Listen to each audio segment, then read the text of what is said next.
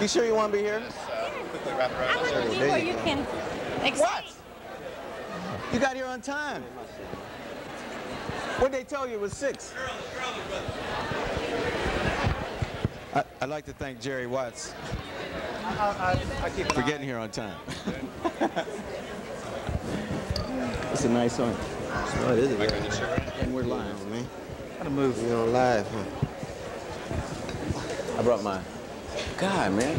I hope it's no emergency. That's what I'm thinking. We got a good group here. Yeah. I got to watch this thing, no. Okay, you all set? I'm going to sit here. So wave at me from time to time.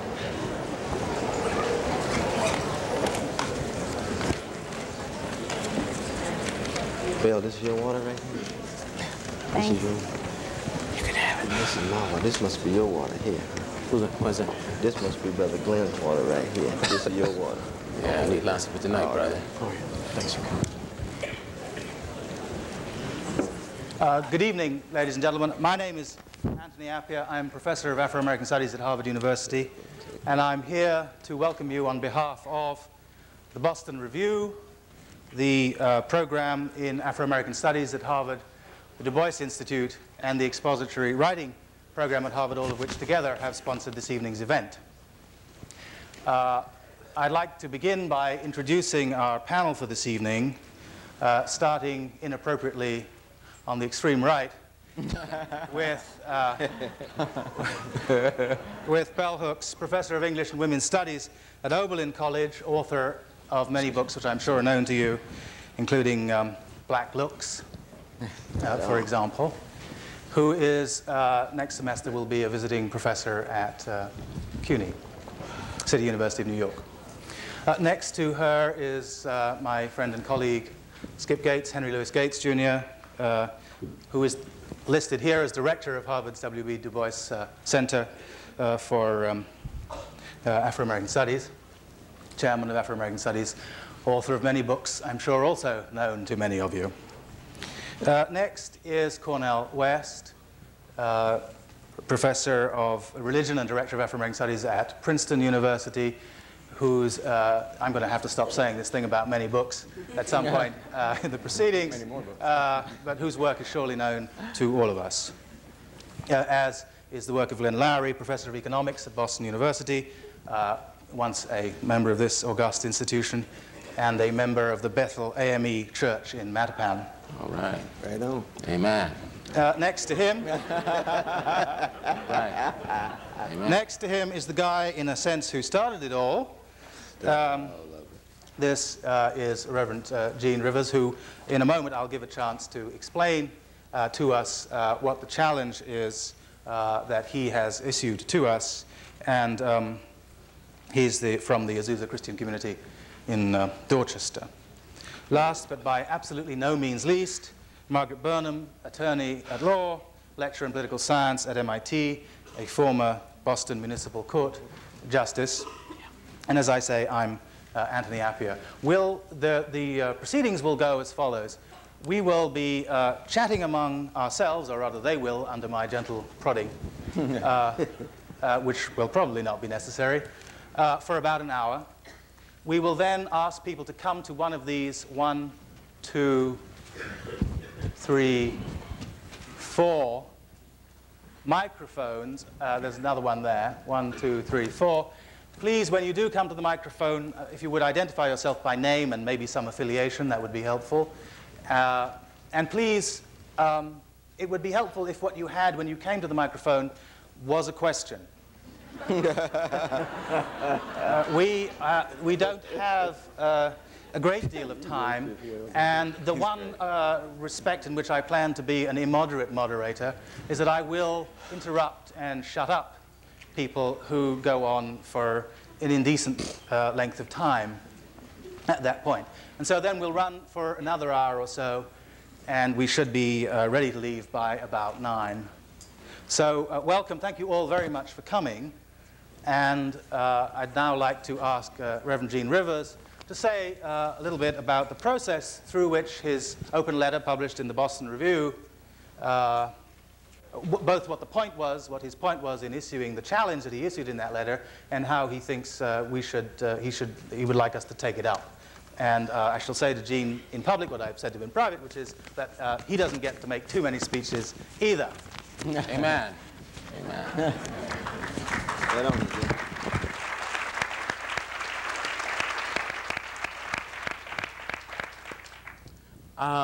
I would like first to thank God for this opportunity to engage in a public discussion of some issues which are very pressing for an impact upon the lives of a growing number of, in particular, African-American people who are suffering in our inner cities.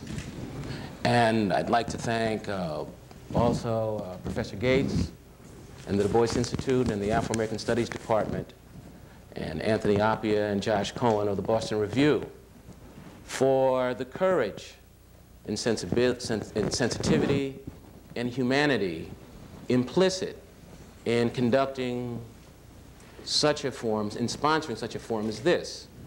Because the issues that we must discuss this evening are very challenging. They speak to issues of class, race, identity, moral obligation, and the responsibility of intellectuals. So I'd like to outline three basic elements that, to my way of thinking, are absolutely essential for our discussion this evening to be a serious discussion that transcends ideological posturing, dysfunctional rhetoric, because there's some real problems. And so we're going to move beyond campus politics, Ooga Booga nationalism, Afrocentrism, to talk about ways that those of us who have extraordinary class privilege can coordinate and use our resources to alleviate some of the irrational and unnecessary suffering of, in particular, people of African descent. So, to my way of thinking, there are, I think, three basic points that we can touch on, and I'll move through these very quickly so we can open up the discussion.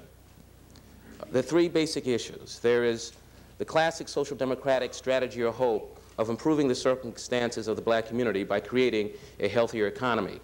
With tighter labor markets, the slogan for this strategy in the current administration is, rebuilding the infrastructure. Pour some concrete, build some bridges, roads, and tunnels. No question that this would be a good thing. If unemployment dropped to, let's say, 4%, the black community would benefit. But the magnitude of the benefits are uncertain, in part because of the depth of the crisis and the destruction of the social infrastructure, first point.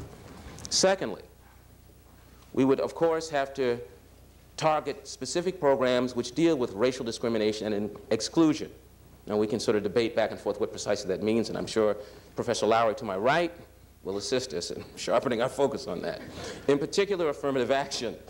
For such efforts need to be continued and to be pursued more vigorously, and I think the vigor should be at the conceptual level also.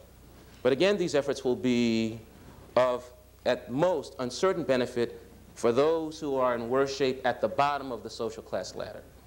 Then lastly, and I think for our purposes this evening, most importantly, there are the efforts within the communities most adversely affected themselves.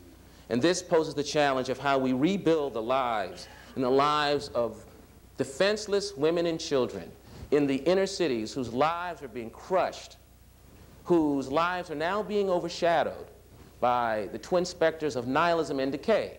I think Cornel West wrote one of his most brilliant pieces in Dissent on nihilism in Black America, where he highlighted the nihilism and decay which is now engulfing our community and which will require, at the normative and conceptual level, a new and much deeper philosophical and moral vocabulary.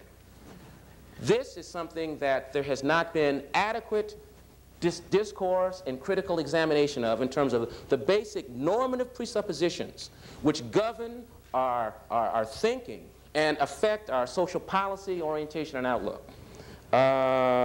This project might be called sort of the reconstruction of civil society in the black community. Whatever it is called, it is hard, slow work requiring patience and courage. Patience because the damage it aims to repair runs very deep, and the problems it seeks to cure are recalcitrant to easy remedy. Courage because the work requires concerted action on the ground, not simply distant exhortation and example. And the grounds on which it must proceed are very dangerous. So with those three basic kind of introductory general formulations, I'd like to open the discussion up. Thank you.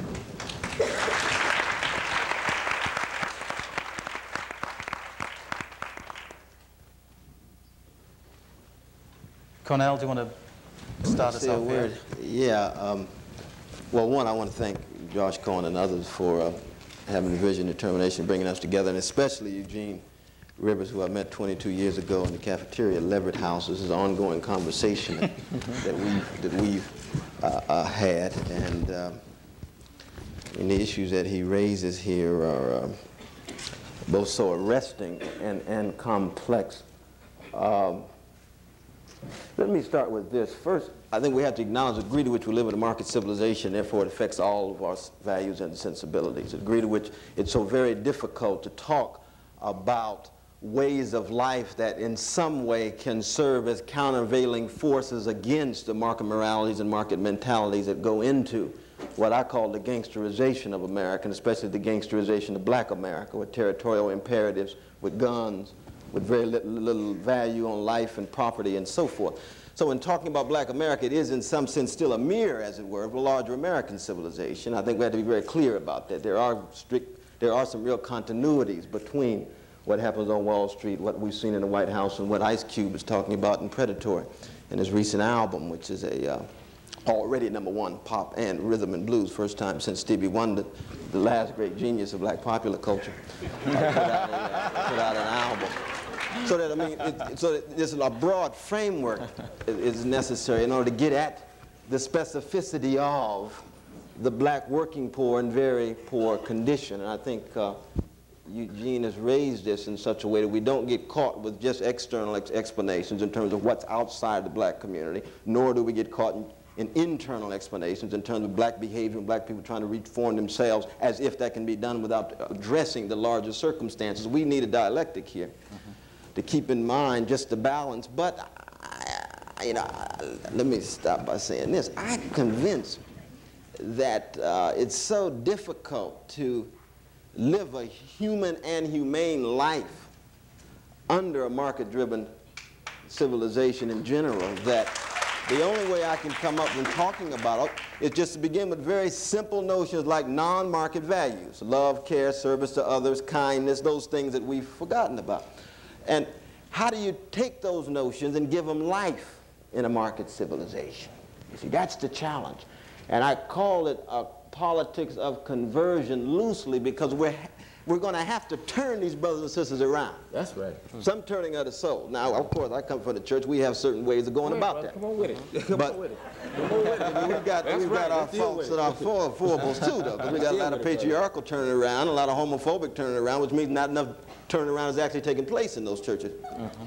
But there has to be some discourse of fundamentally convincing persons to live a different kind of life.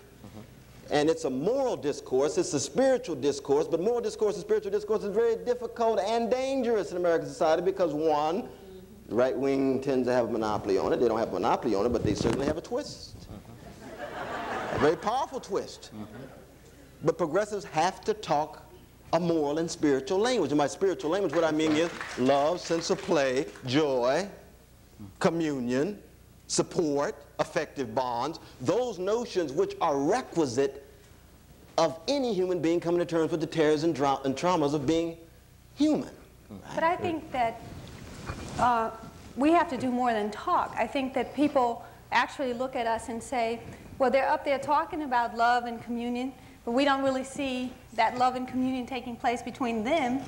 We don't really see them living the anti-bourgeois life that would actually be against market forces. So that, you know, I mean, Cornell and I talked at the Schomburg on Tuesday night, and I said to him that I felt very alienated from other black intellectuals precisely because I felt that how could we talk about transforming the lives of black underclass people and ourselves if we are not talking about being anti-capitalist.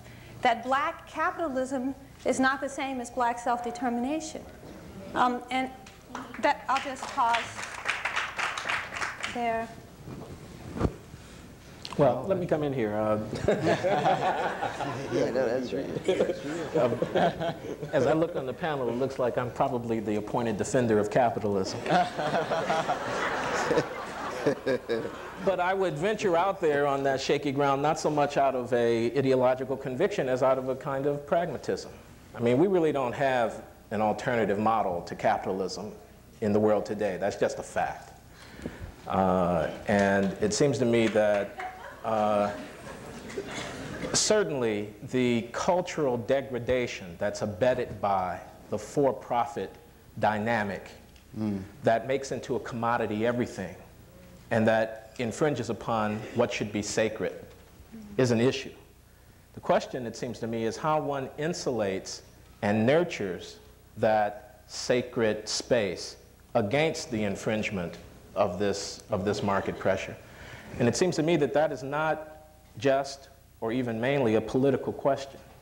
It's a question that engages spiritual issues.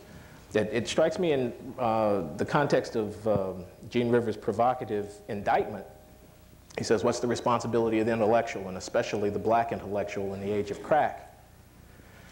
That one dimension of that responsibility has to do with relationship. It has to do with being in relationship with the persons of concern. That is, it's not just a process of thinking or of organizing or of being engaged in activity. It's a question of being present, of knowing some of the people who are the object of the inquiry, That's right. Of placing oneself. I mean, we are, after all, in the Christian context, all sinners. We are, after all subject to these degrading forces of moral decay and so forth. And we are all in some way vulnerable, and we're all therefore responsible to each other. I'm especially moved to think, what's the peculiar responsibility of blacks? I mean, he says, the responsibility of the black intellectual in the age of crack. What's special about blackness in that context?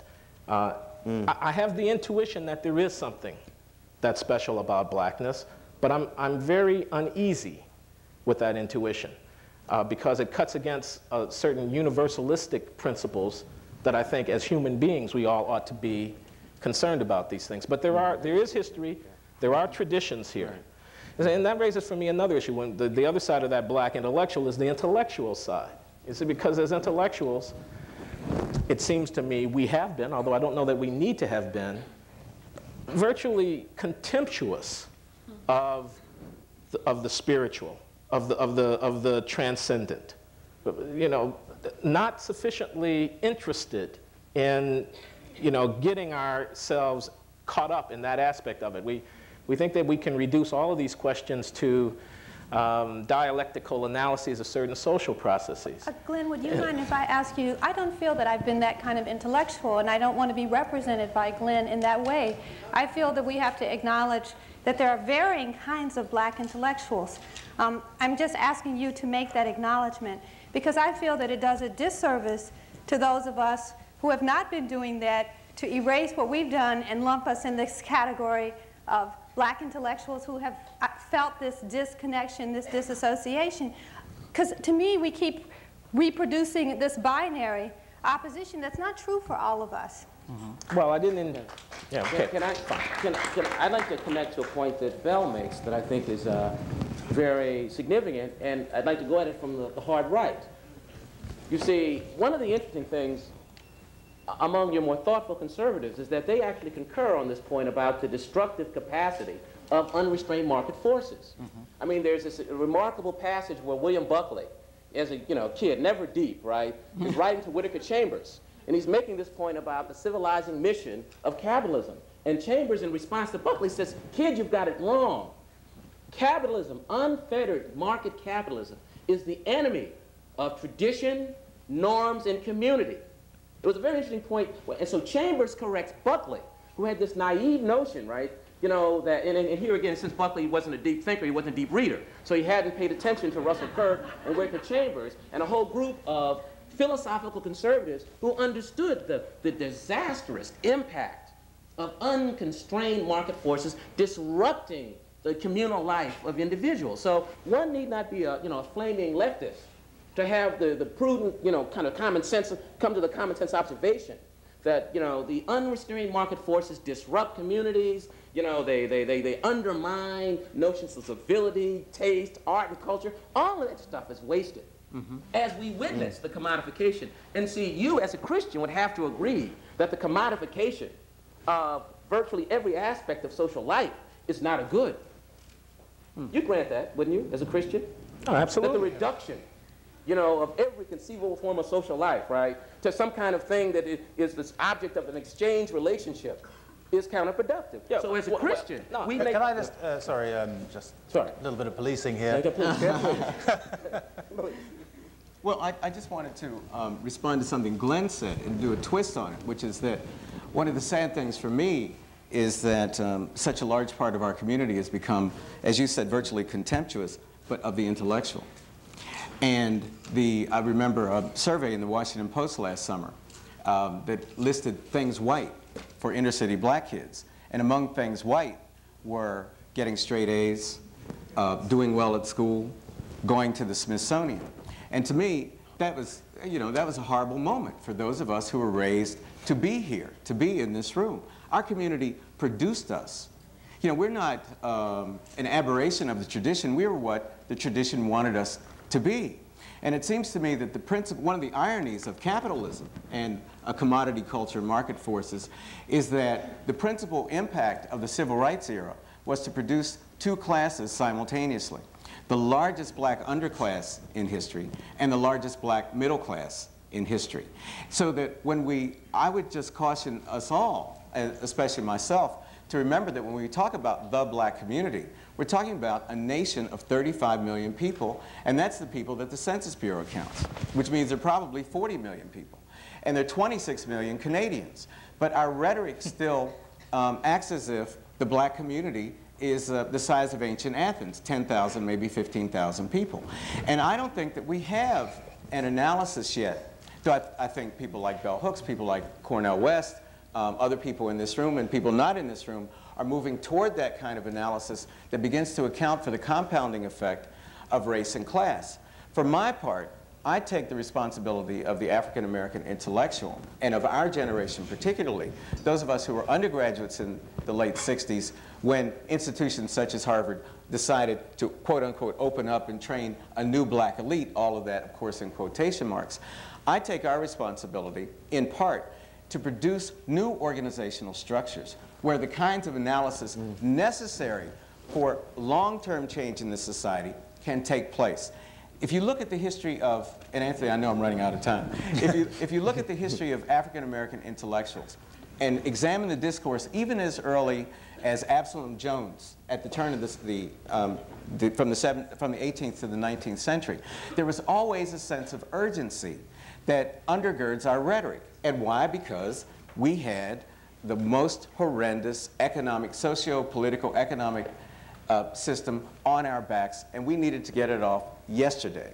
And that sense of urgency has led to wonderful moments, heroic moments in our history, but also it's led, I think, to action based on the lack of reflection, adequate reflection. Just understanding what are the forces that oppress us. And it's incumbent upon us, as urgent as these problems are, to do the analysis, stop feeling guilty about being chosen by God, by nature, by your community to be an intellectual, and do that hard work that will lead to social transformation. Marx published Das Kapital in the middle of the 19th century. The Bolshevik Revolution is 1917. Everything that we do does not have to have a hand grenade effect to slay the dragon tomorrow. And I think that's a very, very difficult message to get through to our community and often to our students and students in the rooms like this. Well, is there a way of taking that and asking the question this way? What responsibility do black intellectuals have apart from as intellectuals? That's why I tried to start with how we live our lives, because I think that when you're in a classroom with a progressive, affluent black intellectual who's humiliating you and who is using discourse in such a way that does not affirm you, you don't feel, no matter how good that lecture, that discussion is, that this person is really about something. I believe deeply from both my spiritual practice and political practice that we are first and foremost an example by our lives. I mean, I thought really deeply about coming here precisely because when I think about the responsibility of intellectuals in the age of crack, I don't see myself as dealing with a community out there. I'm thinking about my brother who's a crack addict that I talked to last week about, you know, his electricity bill and what is my responsibility on the concrete level as an individual of how I use both my resources and how I work with the larger community to deal with the question of crack in our lives or all the genocidal forces. But I think I wanted to reiterate about the example of our lives because I think that we have got to believe as intellectuals of varying political persuasions that the example of our lives matters as much as our testimony in words and in public settings. What did you mean, though? What did you mean about the self-affirming rhetoric in the classroom? I'm interested in sort of concrete examples. Well, can I just pause and, Margaret, are you trying to jump in? Well, yeah, I wanted to say in response to, thank you, Bill. That was very self-affirming of you, and I appreciate it. I wanted to say in response to Skip's point about the sense that the intellectual endeavor is disregarded and disrespected in the African-American community, that Bell has made a point before, which I think is relevant here, that in point of fact, there is the sense in the African-American community, and always has been the sense, that A's are what you ought to strive for. I don't think there's ever been any deviation from this notion that you need to get the grade. The question is, what are you getting the grade for? Are you getting the grade so that you can then continue to engage in the intellectual endeavor, or are you getting it so that you can then go out and get a job and earn a living and teach and on the elementary school or secondary school level? That's really, there's a difference there, I think, in the perception that intellectual means, armchair intellectual means sit down and do nothing intellectual, as opposed to study, do well in school, and then move on out of the age of crack. And I think that's really an important distinction. Then the other point that I did want to pick up on was this whole question of the notion of relations within our community, and the notion that aspect has seen a deterioration, which is recent and devastating.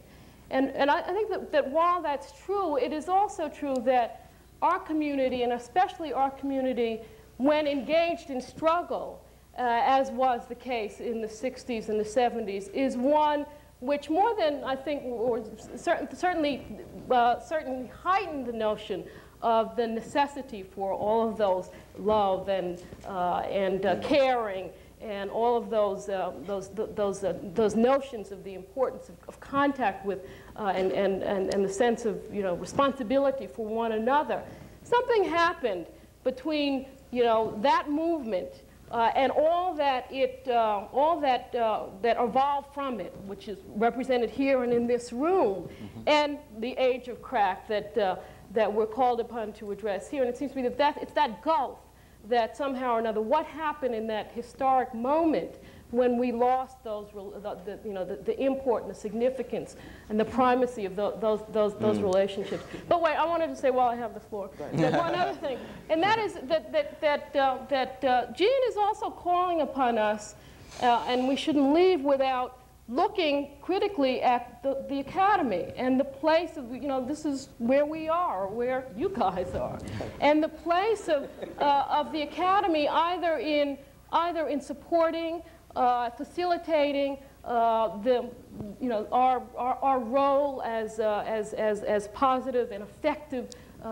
persons within our community, actors within our community, or on the other hand, squelching and making more difficult that endeavor. And it seems to me that's something that I know Cornell and Bell have written about and talked about, and I think it ought to be a subject of this discussion as well. In connection with that question, I'd like to ask, to what extent has our own class segregation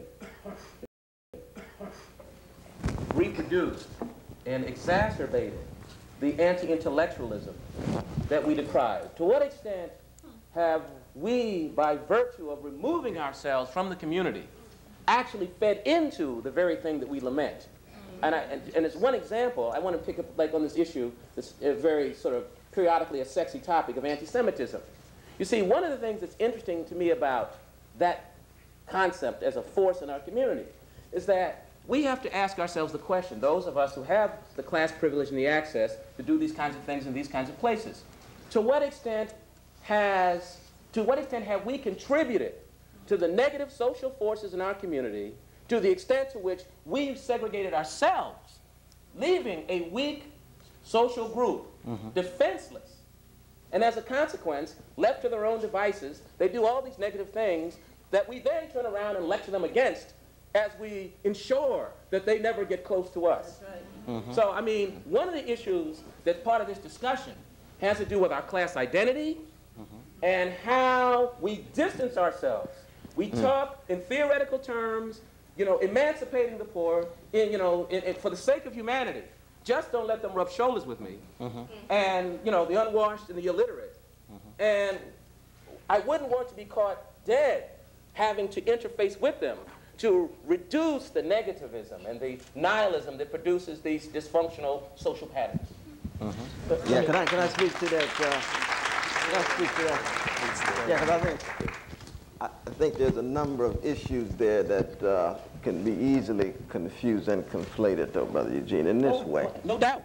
Because, I mean, I think if we look closely at what you're saying, the assumption at times is that if the middle class, of which black intellectuals are one species, were to stay, that middle class could actually, in a messianic way, uplift and, fundamentally transform the black poor condition. Not necessarily. I don't believe that. No, they can just have a conversation periodically. Well, they have conversations all the time. No, I'm not saying that physical proximity, far be it from me to suggest that we should have to live among these people. No, what I'm suggesting, I'm not saying that. No, that's people, though, brother.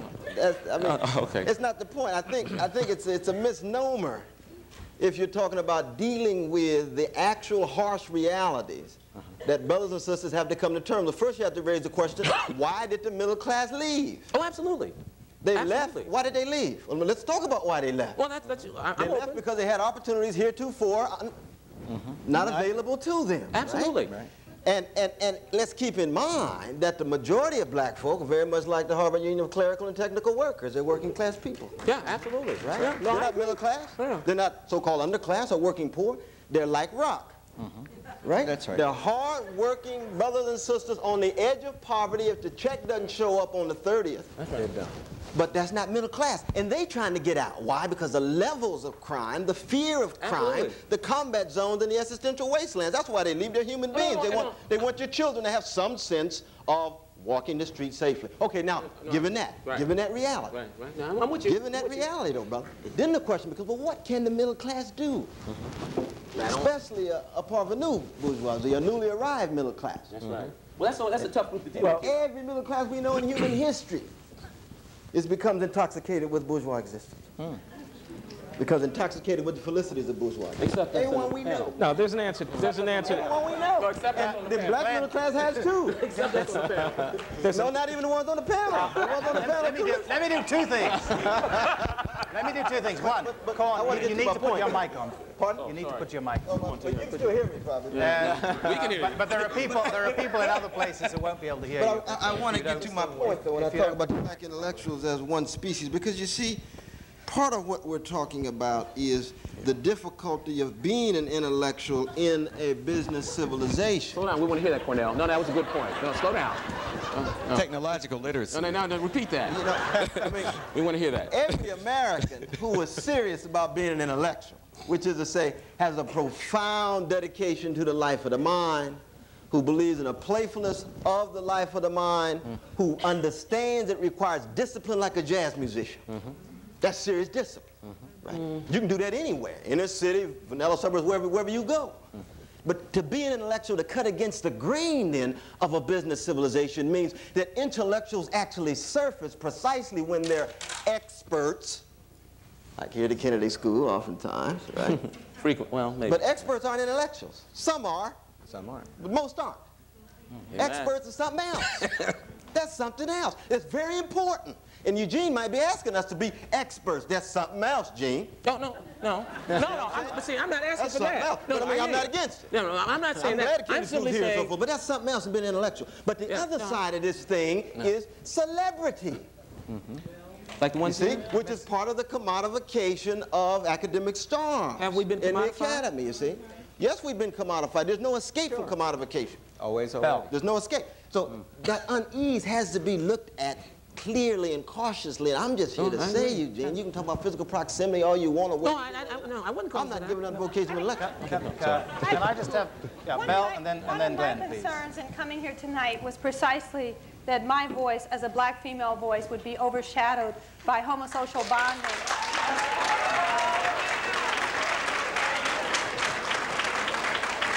Among the men here, and one of the things that Eugene evoked was women and children. And it seems to me that in part of why I wish to see a greater voice from radical black women intellectuals is that I think many of us experience our intellectuality, our stardom, our what have you very differently.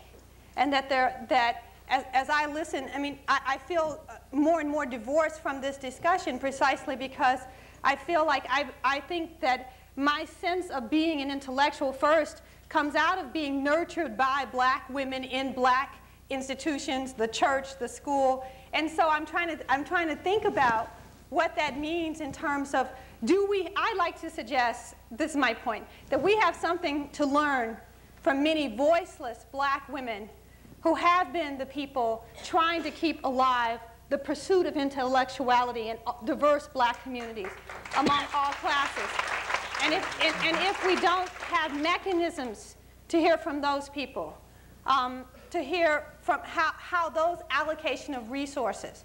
I mean, one of the things that I think about is, Glenn, I recognize that I participate in capitalism. What I think about that I never hear black intellectuals talk about, progressive, affluent black intellectuals or conservatives, is what do we do with our money? All right. And if we don't talk about how we see a redistribution of resources that begins again fundamentally with what am I willing to give up? I don't believe that if I am unwilling to give up some of my resources, that I'm going to convince masses of other people that they should give up some of their resources, because we know capitalism isn't going to end tomorrow. We know that a lot of us black folks are going to be more affluent. The question for me then is, how do we share our resources within diverse black communities? And I see that as a concrete question. For me, dealing with addicts in the family, the concrete question of codependency. To what extent do you share resources to enable, or to what extent do you share resources in the interest of allowing people to redeem their lives? I mean, to me, these are practical, concrete questions, and I venture to say that many black women are dealing with them. I mean, I tell my students all the time that black folks who are crack addicted aren't bleeding white people to death, that the source of who gets bled is families and family life. So that I think that if we want to look for a model of responsibility, we need to look at productive models in those domestic contexts where people are trying to talk about how do you share resources effectively without further disenabling. Glenn, do you want to? I don't have an answer to that question, but well, I had accumulated several points that I wanted to make.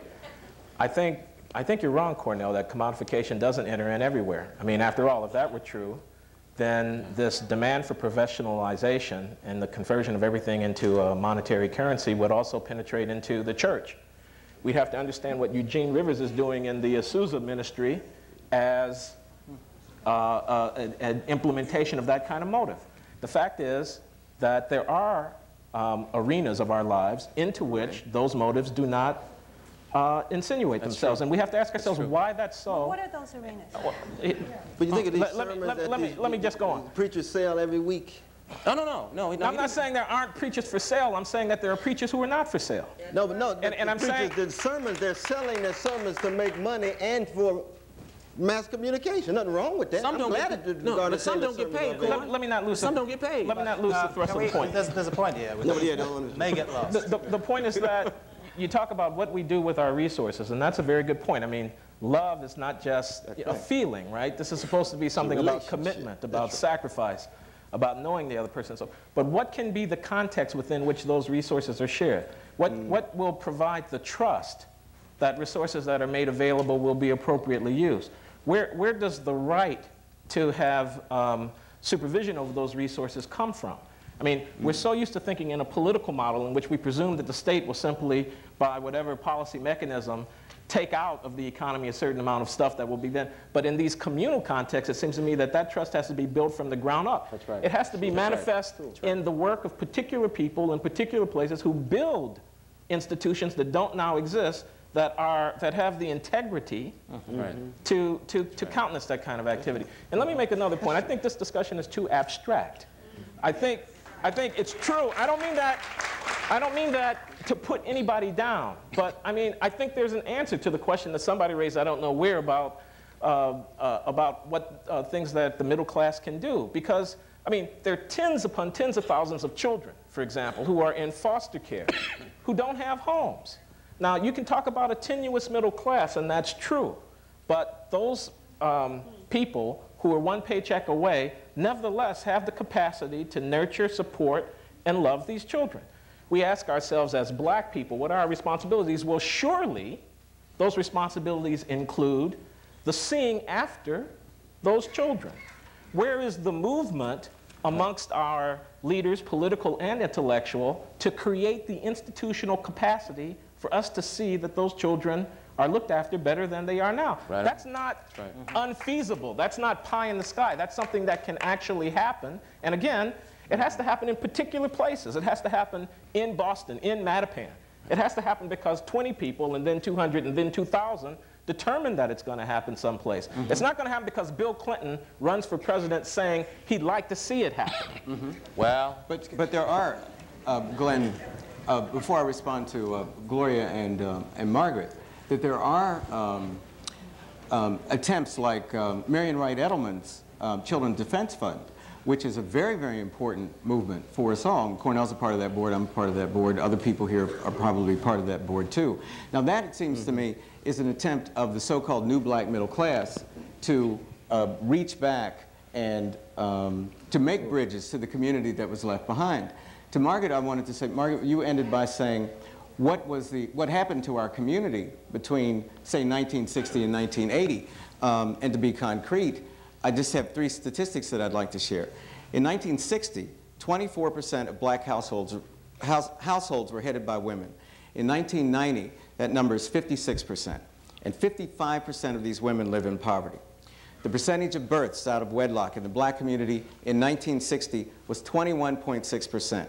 In 1988, it is 63.7%. In 1960, 19.9% of our children lived only with their mothers. In 1990, that number was 51.2%. In 1960, finally, 2% of our children had mothers who had never been married.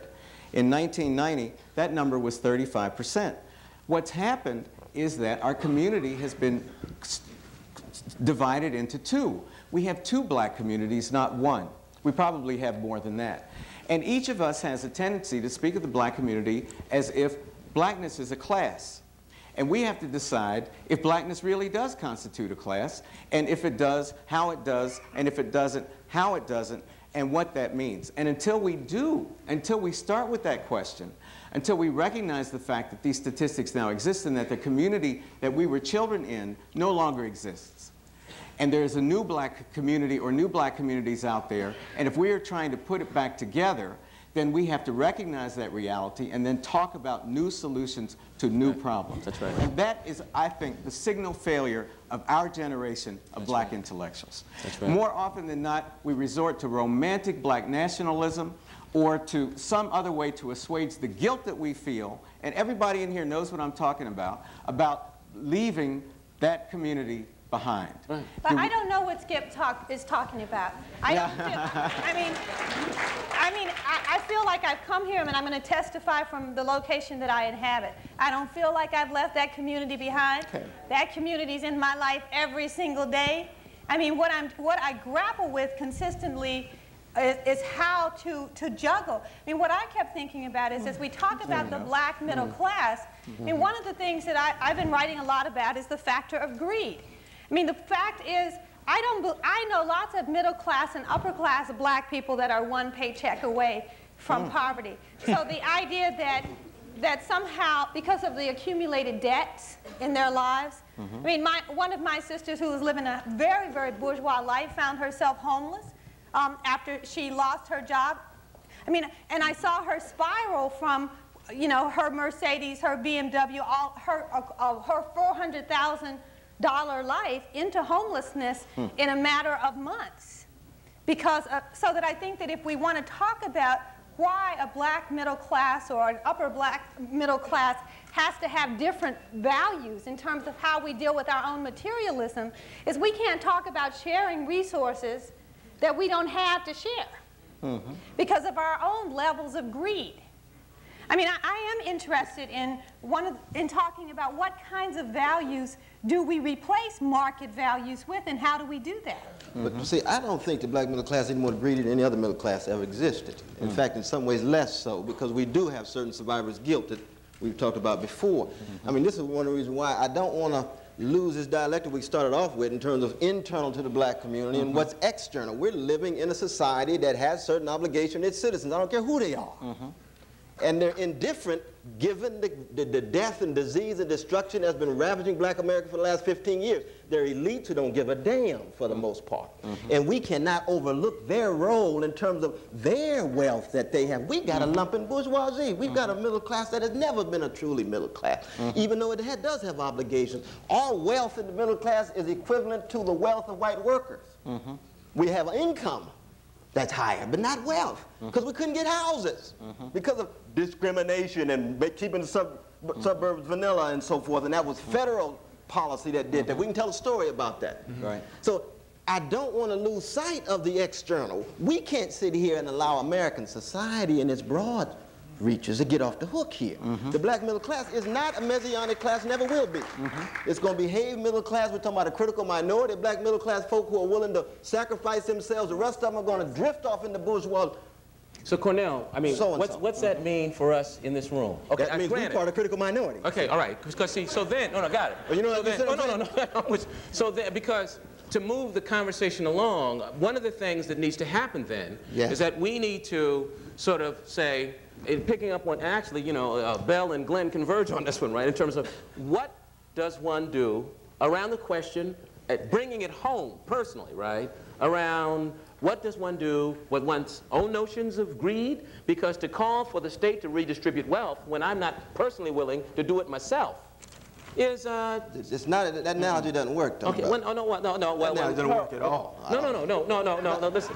Now, individual black middle class person and the state and corporate America. No, I'm not talking about equivalence of size and magnitude. I'm saying that the same moral argument. You can't tell somebody else they should redistribute their wealth however they got it, and then you sitting on all kinds of disposable income, right, and you flying over the world cooling out and let black people suffer. We can't make that argument anymore. What we've got to do is talk about how we are, you know, in this existential nightmare, morally obligated with our class privilege and our access and opportunities to alleviate the suffering of black people. Because I can't talk we can't talk about white America and their thing when we're sitting up here with Yellowstone Forest in our own eye.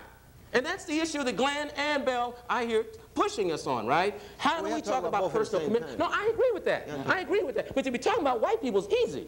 That's not white people. Well-to-do, powerful white people. White people. Okay, working class folk. Talking about rich white people is easy. Okay, cool. I got that. Talking about rich white people. That's easy. But we're not talking about them personally. We're talking about the wealth that they have. No, fine. No, I agree with that, Gordon, with you. All I'm saying is, let's do something uncharacteristic and bring it home.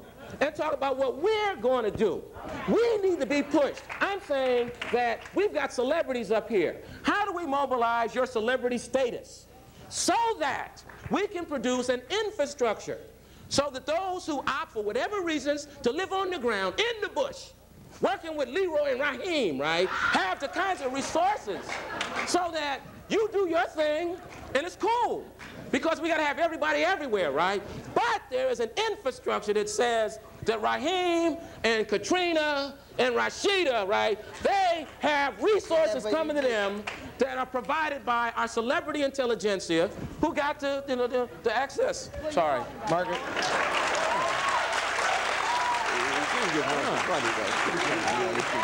I want you to, but I mean, if Eugene just... Oh, no. Let Margaret. No, go ahead, say it, girl. Go ahead, y'all. No, you can say it. She said we don't need a form for folk to write checks. That's what she said. I think she got a point. No, I agree with that. Eugene just wants some money. That's all he wanted. We can mobilize some money. No, it's not more than that. No, I ain't talking about that. Okay. Let me maybe shape this question a little bit and ask this question. We could write Why should black intellectuals use their celebrity any more than other black celebrities who have, on the whole, a great deal more celebrity than most black intellectuals? Well, black intellectuals think. I mean, that's presumably right. No, Prince does a lot of thinking. He just makes more money than we do. But that goes back to the black intellectuals think, right? That goes back to the point. point. What is the obligation over and above the obligation to act as an intellectual, to do the thinking that is necessary? Obviously, we all have obligations as citizens. That's right. We all have obligations as members of churches or resistors to church membership, in my case. But I'll pray for you. But the idea of talking about the responsibility of black intellectuals is to talk about responsibilities specific to people as intellectuals. I mean, one of the things I feel is that I notice that I keep saying something. See, Cornell, I thought you said exactly what I said, using different terminology. I didn't feel that you and I were disagreeing from one another. Right. I want to say that one of the resources I feel I have specific to intellectual experience is critical thinking and critical consciousness. And it seems to me, I think particularly because I came out of the working black poor, I feel strongly the need to share that resource, because I feel that what enabled me was that capacity to think critically and analytically and to act in relationship to my thoughts. So that I think a lot about how can that be effectively shared beyond the academy with diverse black communities. And it seems to me that one of the big issues, and as I think about us here, is the question of literacy and the fact that so much of black intellectual thought is shared in written discourse, in forums that are apart from a diversity of black presence and experience.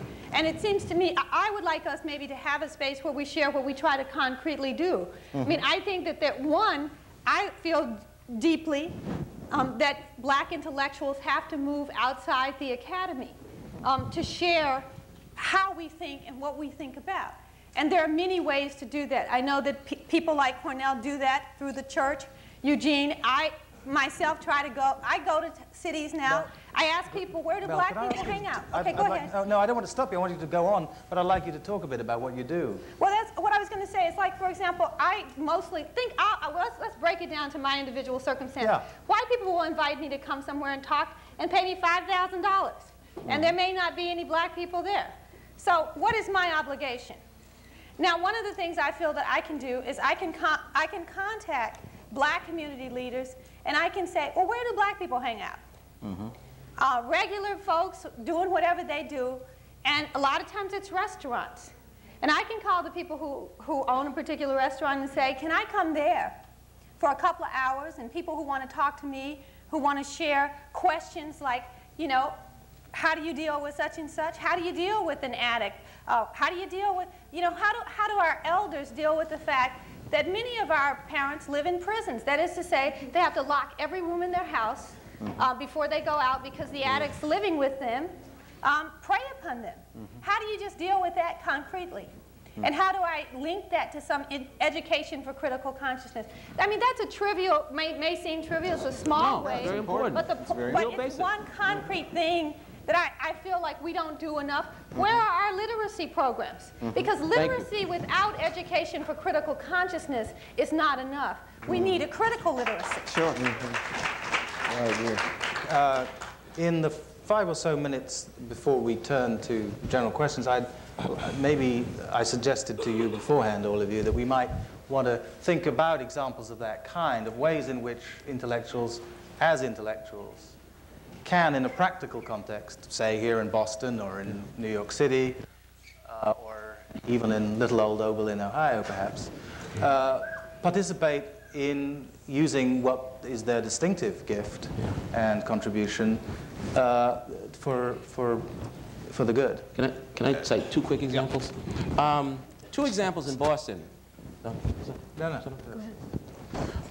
That serve notice, or merit notice. There's a young doctoral candidate at MIT by the name of Alan C. Shaw, a graduate of the college here in applied math, who set up a software company in Black Dorchester called Imani Information Systems.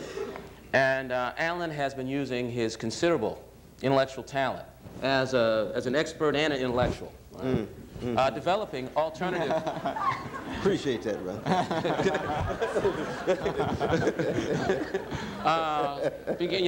Using his considerable intellectual skill to develop alternative kind of, methodological approaches to teaching computer literacy.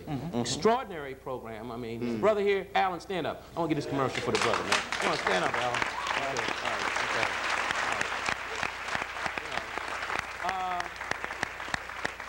And, in the hood, in the hood, teaching, brothers and sisters how to do computer literacy, trying and using computer literacy as a mechanism for re-socializing them in terms of values, norms, situating it within, a kind of Black historical context, and promoting the point that Bell has been making around critical consciousness. An extraordinary program that deserves a lot more attention and concrete support, because he's there on the ground. Last is the Algebra Project.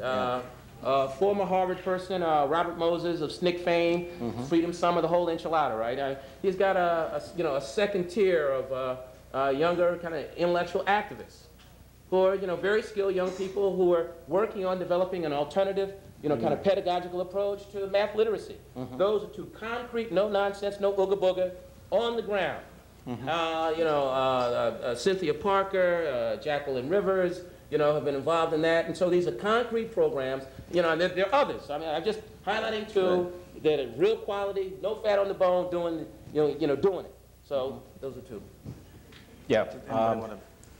I think what Eugene said warrants emphasis. I think, there are an array of programs that we can think about, but one thing that's in common of the examples that he gave is that the people in question are looking at the talents that they have, and then they're finding specific ways in which those talents can be made available to people. Right.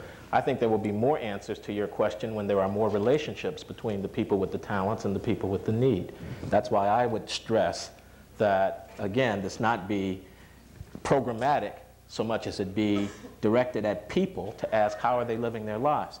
I think in response to something that Skip said earlier, Marian Wright Edelman is very fine, but that's not an answer to the question that I raised about who's going to care for kids. That's an answer to how are we going to put progressive pressure on the state in order to implement a certain kind of child care program. The distinction is vital. The distinction between having, do you know anybody? You don't feel alienated and suffer from survivor guilt when you're not, in fact, detached and living apart from the community. And the ultimate impulse, I'll just say finally for this, it seems to me, derives from the fact that we are a part of a process. And it seems to me that one thing intellectuals can do is set that out concretely. We didn't just get here yesterday. We're, as they say, surrounded by a great cloud of witnesses. There's certain imperatives that are embedded in that context that need to be explicated. They're spiritual imperatives.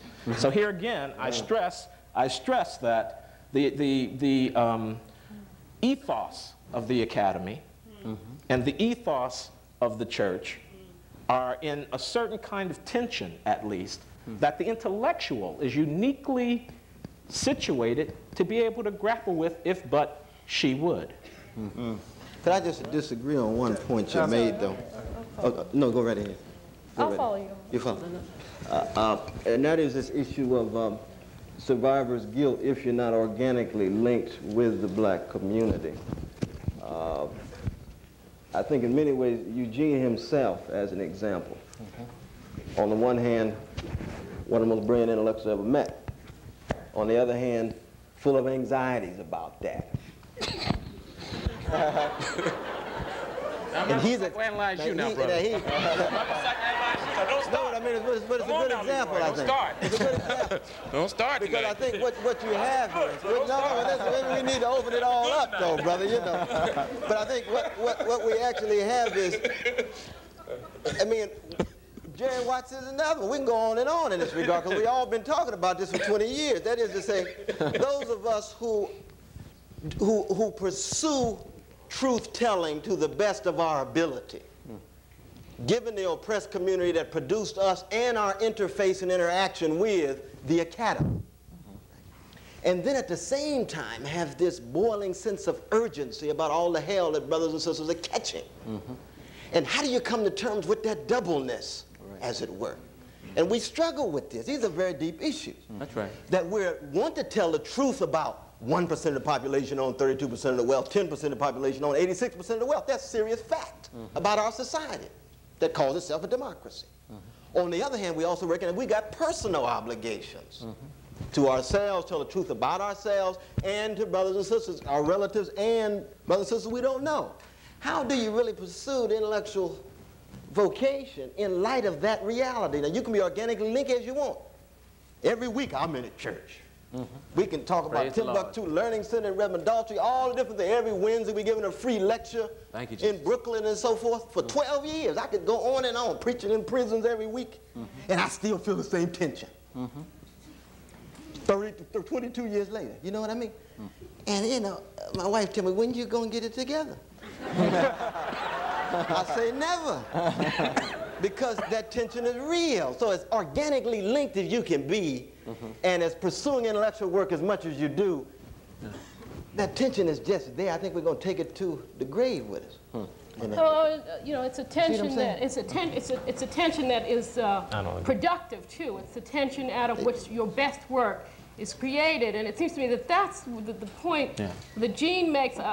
You know, there's no moral high ground as far as whether you want to do, you ought to be doing this or you ought to be doing that. And to suggest that unless you go out there and adopt a baby and, you know, all hands on deck and deal with, you know, whoever it is, Joe and Susan and all the rest of it right there where they are, then forget it, you're no good. You're not helping, you're hurting a cause, I don't think really helps the discussion. I don't think it furthers the point to be made that we need space for our intellectuals to do their work. And it's our job to preserve that space, to protect it, and to ensure that it helps us, and it aids and facilitates our struggle. And it seems to me that's what part of this. I want to say something about the star thing, too. Because, yes, we have stars. We're proud of those stars. And that star system, you know, again, there's a tension there, because to the extent that there are stars, it in some way says to all those other black scholars out there, well, there's a few of you, we can only, you know, only one of you at a time can get on up there, and the rest, you know, you aren't really doing any work worth looking at or recognizing anyway. And that all fits into this notion that black scholars have to deal with anyway, that they got to prove and then reprove and prove again what their worth is. So to some extent, the star system feeds into this notion that there's only certain scholarship and certain scholars worthy of recognition while denigrating the work of the work of others. But it seems to me that our function really does have to be to make a space for the work that our people, the good work that our people are doing, not the work that some of our scholars are doing out there on this way teeny little branch of a tree, the root of which they don't understand. That work, you know, that expertise somehow or another, when our people get lost out on that branch, we got to pull them one back and tell them about, you know, their connection and the lack of it. Well, I mean, I wanted just to speak to Cornell's evocation of that tension. I would like to say that I think that tension is alleviated by people speaking the truth of their lives, not just the truth of their knowledge. And what I see, for example, it disturbs me this semester as yet again I teach a course on black women writers. I'm teaching books by women who have changed much in their lives, and yet many of these books are extraordinarily bleak. And the message is extraordinarily bleak. And in fact, I feel like while you can say they have the freedom to write whatever they want to write, their personal testimony doesn't exist elsewhere. For example, let me just throw out one thing: black heterosexuality. Most of my students feel completely that there is no hope for black men and black women after they sit in my black women writers class. And yet, many of the women who are writing these books, for example, have extraordinarily productive relations in their lives. I'm interested in that commodification of blackness that is primarily sold to middle-class people of all races, but particularly to middle-class white folks and white middle-class women, and the disparity between those fictions and the truth of those women's lives.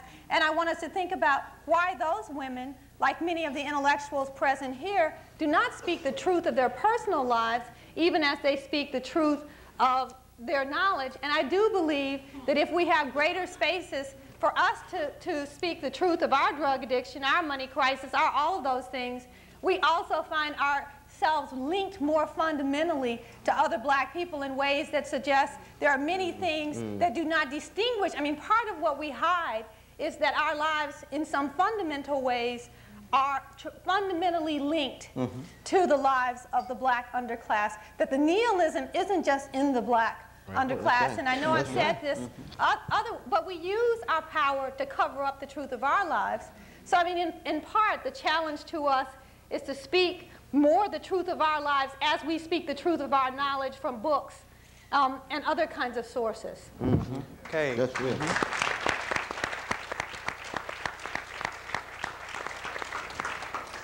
Okay, round two.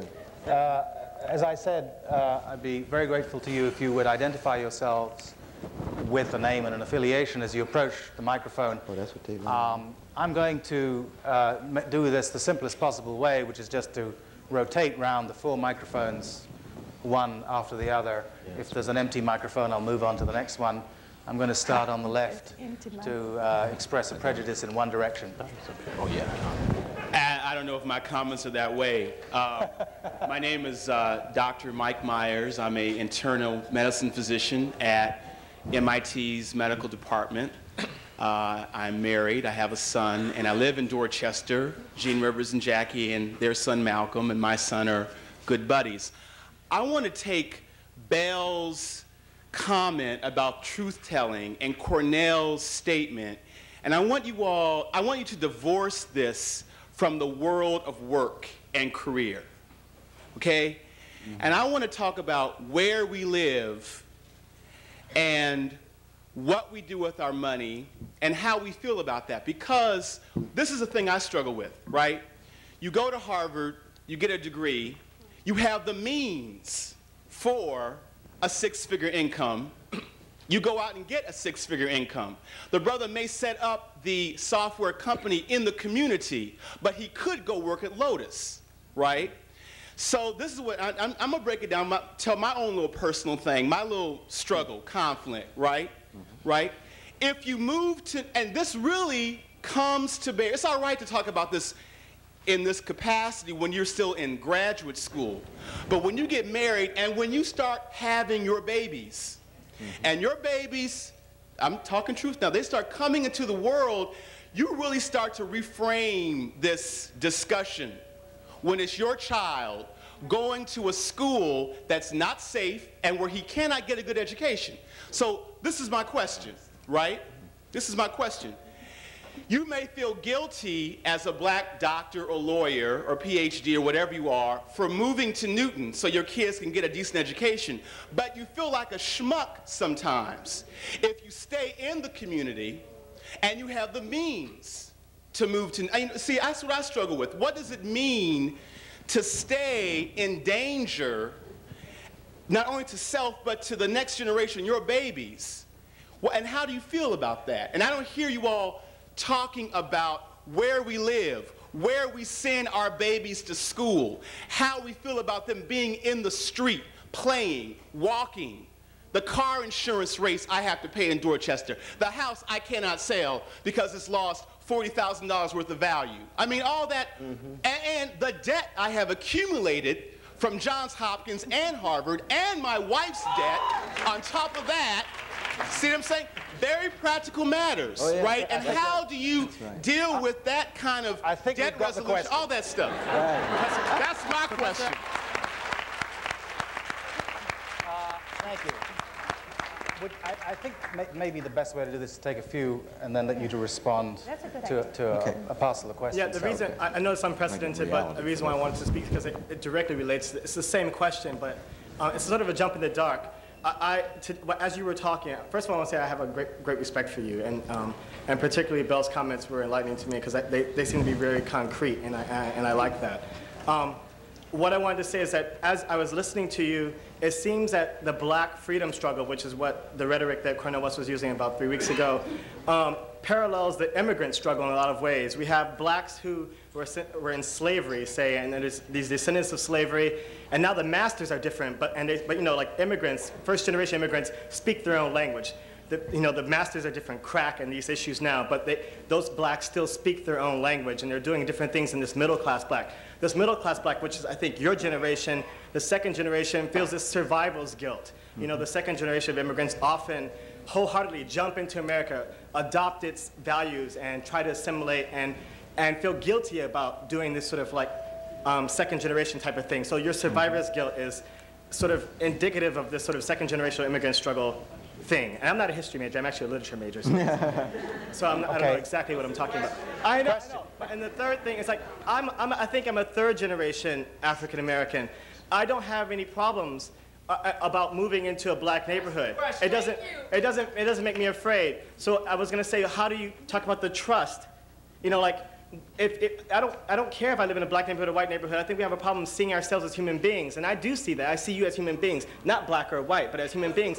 And I want to live with you, and I want to know, what do you think about that? Because I'm a third-generation African American. I don't have survivor's guilt, and I want to live with people like you. Okay. The question is, what do you think about that? Because it has to do with what he was saying. What do you think about that? Okay. I'll put the microphone up there. Oh, hello. My name is Paula Robinson. I'm a single parent. I have 3 sons, and my sons are 22, 21, and 14. I live in the suburbs, and I work with inner-city urban youth. The urban youth that I work for are black and Latino males between the ages of 17 and 25 who are trying to get their lives back on track, and they are afraid of you. They're afraid of black intellectuals because they feel that they will intellectualize them to death. They will never get to first base because they'll be shut out by their own people. My question is this. If intellectualism makes blacks middle class and nurturing makes blacks intellectual, then how do we nurture the urban poor blacks so that they can survive the intellectual arena through academia? Thank you very much. So now, You better start. does anybody want to start with any of those? Good God, you want to? On this, on this sister's last point about the intellectual business, right? What many young people may be responding to is a particular rhetorical and affective style, and not necessarily intellectual. By that we mean someone who's concerned with the critical examination and production of ideas. I mean, just personally, I work with the kind of young men that this woman is referring to. And we drop the science all the time. And the young people don't have a problem. The young men in particular don't have a problem. They come into my house littered with books everywhere. That actually, in many cases, provokes questions and thought. I think the issue that you raised is the style and approach that is employed in the process of transmitting information. Because any number of young men, I mean in Dorchester Court, you know, 5 days a week, you see young people who are actually curious about books. They just have to be formatted and presented with a vernacular idiom or a style or a language that they speak. No, thank you, Eugene. That touches on the part of it, but my question is, how do we bring urban poor blacks, males and females, out of the poor context? If intellectual is what makes them middle class, then how do we bring them? What is the connection? How do we bring them towards academia instead of pushing them away so that they can too get the education and become intellectuals and move up the income ladder as they need to? Where do the ties begin to happen? Okay. Cornell made a point, and Skip made this in a previous lecture. There have to be, and this goes to the practical side of it, there have to be mediating infrastructures. There have to be infrastructures put in place, which in the case of these young people are neighborhood and community-based, where the outreach is done to the young people, a site is developed, a street academy, if you will, where the young people can be brought into, and, you know, churches, we can get them to open their doors, right? You know, so that the young people can come in and we can begin the literacy and cultural process. So we, you know, so outreach, one, you know, the site of struggle, the terrain of struggle for many of these young people is the streets. So mechanisms have to be put in place so that the academy and the intelligentsia can begin to transmit the information through dialogue and promoting the kind of critical consciousness. Hold on. Okay. I think it's important, just one quick addition, Gene. I think it's important to remember that we can't deal with these problems in isolation. You're talking about a systemic problem. I mean, a problem that has to be addressed with what some variation of what the Urban League has been calling for the last, I guess, 10 years, which is a Marshall Plan, the equivalent of a Marshall Plan for the cities. And that we could have all the good intentions in the world in terms of nurturing what you call the black underclass, I believe, but without people having jobs, without changing the whole cycle of poverty, it's very, very difficult for us to reach in and break through. One of the things I'm interested in is, under the inspiration of Bob Moses, I'm working with a group of literary critics trying to create new rhetoric readers to teach literacy in the inner city, thinking that maybe if people can recognize themselves in a text, this might make this process of transmission, it might facilitate it. But still, I mean, as important as that is, without a comprehensive jobs program, I don't believe that we'll be very, very successful. I was talking more in the context of mentoring. Oh, okay. Yeah, I just want to comment very briefly that it seems to me one thing we might think about is trying to reorient the institutions which we are a part of and in which we do exert some influence in such a way that they might be, these institutions like this great university with its multi-billion-dollar endowment and its tremendous resources, well, more in relationship with the communities of which they are a part, whether it be Renge Latin or Madison Park High School, which is just a few miles away, or whatever it might be. I don't know what that program looks like exactly, but I do know that these institutions have gotten a great pass when they have been allowed to meet their obligation to the race problem in this country solely through affirmative action in student admissions and in appointments. Not that I'm against that, all right? Let's just be clear. But I am for more than that. That resolution. And that issue, that mechanism entirely precludes the class of people that we're talking about from any intercourse with these institutions. It's a very elitist, selective method for bestowing benefits on the black community. What can the University of Michigan do, or the University of Michigan system in Detroit? I don't know the answer to that, but there's a vast possibility there that's unexplored because its obligations are defined strictly in terms of bean counting with respect to students and faculty. Okay, can we move on now with a few more questions? My name is Carrick Johnson, and I'm pretty happy that I'm unaffiliated. No one answered the first question. Okay. That's right. Brother Dr. The first question. Personal level. The doctor from Dorchester. Where are you living, and what are you doing, and how do you... Well, with great respect, people are free to answer any questions they choose to answer, and free not to answer any questions they don't want to answer. And not everybody is under an obligation to testify about their personal lives. We people are free here under this moderator to do as they choose. No, if anybody wants to respond to that question, they're free to. Sure, no, I'll try to address it. One is that I do not think that there is a universal morality that ought to hold for each and every member of the black middle class. You have to make that decision for yourself. There are reasons why significant numbers of black middle class sisters have left. Partly because of what you just said, kids, safety, and so on. There are reasons why others have not left. Why? Because they're willing, in fact, to invest themselves, to look for ways in which their children might, in fact, still flower and flourish, even given the adverse circumstances in which they decide to stay. That's a heroic decision to make, but I don't think there's just one yardstick that holds across the board. You see what I'm saying?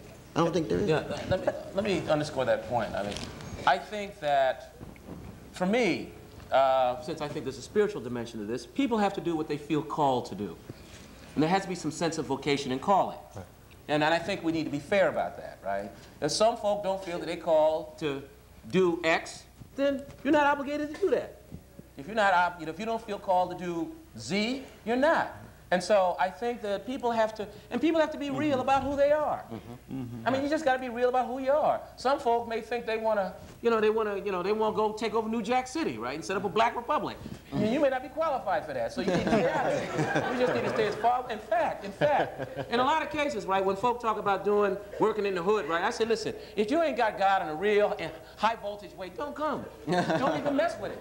If you ain't got God in some very dramatic way, right, don't come down here because the problems are dramatic, right, and you ain't qualified. So I mean, on this issue, right, people have to do, to thine own self be true, and get a sense of what you can do, what you feel called to, what you can live with. Because one thing to say it off the lip, right, then get in there a couple of months and find out that you ain't qualified to do this. That's right. And so folk we need not get into a game of guilt tripping or any other kind of game with that. Folk need to do what they can live with, because that's what they're going to do best. That's right. That's right. And I think that's really, But everybody should be doing something. Oh yeah, absolutely. Oh, I'd advocate that. Yeah. Well, I mean, just practically what I felt listening to you was that we need to hear more from those black folks who live successfully within their diversities of experience. Because unless you can hear from some other people who are doing what you do, who find ways to live fruitful and fulfilling lives even as they make sacrifice. I mean, because I think, to me, we don't have enough time here. I wasn't trying to avoid your question. I was thinking a lot about how I feel like so much depends on where your politics are and the politics of your practice that you are true to. And it seems to me that I need to hear from other black people concrete strategies. I feel that you need to hear from other black folks concrete strategies that they utilize in those same circumstances you're in. And that's part of a new source of information that we have to generate. How do we hear from each other? I mean, I also think we move in and out. I mean, I started out teaching at inner city schools. Right now, I've decided to go teach at City College, going back to an inner city situation after teaching predominantly white kids at privileged colleges for some time. I'm concerned I may have lost the skills to be in this other kind of setting with students who don't always have the reading and writing skills that I've been involved with. It seems to me that we also move at different stages of our life. It may be that in the interest of the welfare of your children, you have to think about busting a move and then moving into another location at another period of time. I feel like it's been hard for us as black people to keep a sense of fluidity, that I can be in one context at one moment in time because that context is useful to me, but that I can enter another context when I need to take those resources back or wherever, and that we don't have enough information. I mean, where are our 20,000 books that tell us that we can do that, that this is how you can do it, et cetera, et cetera, et cetera. And I think we need more of that.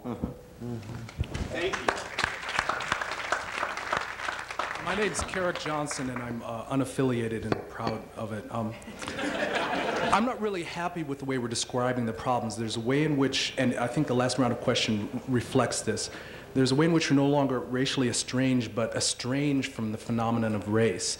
And a couple of pieces of evidence I might bring out to point to that. In Jenks's recent book about the underclass, he talks about the fact that in 1950 and 1989, the murder rates for blacks were virtually the same. The other item I'd like to bring out is that this notion, citing statistics about the presence of men in black households. These are two phenomena, two ideas that help us realize we're not describing how brutally oppressed we have been. Because the fact is, it's not that we're killing more, it's that we're killing younger. Why? No one's asking why. Why do the men leave? You think it's bad. If you think it's bad with the men leaving, there's a problem in the American family. There's a problem in American gender roles. These problems are so much more deep than we're able to acknowledge. And these old-style classical images of the patriarchal family aren't going to do it. Something else is happening. It's bigger, and it's more critical, and it's much more scary. And we don't have the vocabulary to describe it. I think we need this is the job that the intellectual can do, I think, is phrase the problem. It's much more critical, much more comprehensive than we've been able to describe. Thank you. Yeah, I'd like to sort of cast a light on the discussion to try to see if maybe there's some other issues that might come out. But this is rarely, I mean, we really haven't hit the issue of how do we get in a dialogue with the brother or the sister on the street. How do we hear from their experience? Because a lot of people, I like Paulo Freire's pedagogy of the oppressed, because you get a sense that you don't go into a community and hand freedom to anybody. And all of the knowledge in this room isn't going to make much difference if people outside of this room don't get in critical discourse. They've got to start to dialogue. They've got to start to have some, and I really liked what Bell Hooks said about how she sometimes goes about trying to do that, trying to start a discussion in a small restaurant. That can be a seed. You know, we're not here, we're not supermen here, we're not, or superwomen, we're not going to do it ourselves. People in the streets right now who live in these communities are going to do the work. And how are we going to get them into those dialogues? Bob Moses, who has said a lot of important things, he would have been great on this panel, has talked about how in the SNCC days in Mississippi, what he would do is they would not go down to show people how to be free. They went to try to encourage people to be leaders in their own communities. And there's a lot of young people, brothers and sisters, who have leadership qualities and turn it in a weird, twisted direction sometimes because there's no outlet for it. And we need to really talk about how we can open these outlets, how we can open the dialogues, how we can get to the place where, and I also think this takes training. Like, I'm in Reverend Rivers' church. I'm in the Azusa Christian community. As I've done work under Eugene's tutelage, I've learned that there's some dangers out there. You know, I've had a kid pull a knife and a different kid pull a gun on me. I wasn't doing the work the right way. I made a mistake. I learned a lesson from those experiences. I don't expect to have a knife or a gun pulled on me anymore. There are experiences and there's education that needs to go on so that we can do our job better as intellectuals. People who have come out of these universities have to realize that life experiences don't get summed up here, right? This is one cut-in on it. We're going to learn a lot from what they know and from what they've experienced. And how do we get out there and start that dialogue? That's sort of, I mean, because this is a great group to have in a room to hear talk. I would love to see this group meet in, you know, a theater in Dorchester, right? An RCC, right? Because you don't believe, it's hard sometimes to believe it, but there's a lot of young people out there who want to have conversations like this, and you hear it in the rap music. If we don't get in there, there's going to be the misogyny, there's going to be the anger, back and forth. We got to get in that discussion with them. They're having the dialogue, it's not going well. They're asking for our, I think, I've heard kids ask me, but I think they're asking for our support, our involvement, so that whole dialogue gets done a little more sanely right now. That's going on right now. Thank you. Can I say a word about that? Cornell, just before you, we don't have a lot of time. Some of these speeches are wonderful, but if we want to give people a chance to talk, we're going to have to be respectful of each other, and that means coming to the microphone with something relatively concrete to say. Not that that was extremely helpful. That's why I picked that moment, so when there was somebody who couldn't possibly think I was talking about him. But I think some of the comments actually have to give both black intellectuals and the black community more credit as to what is actually going on.